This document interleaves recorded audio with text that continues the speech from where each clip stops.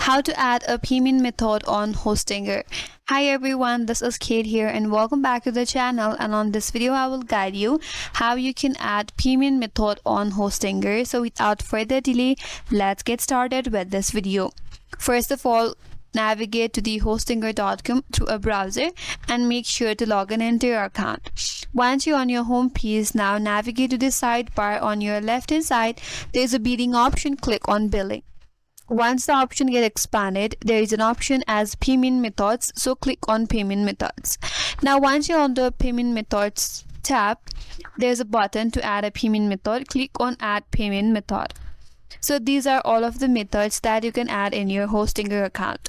If you want to add your credit or your debit card, select the first option. You can also add Google Pay, Apple Pay, or the PayPal.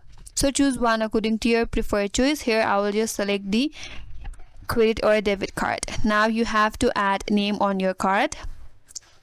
Under that, add your card number. Add your card number expiry date and also your CVC or CVV number. Make sure you add the correct card details. Once done, click on add card, and with that your selected payment method will be added in your Hostinger account.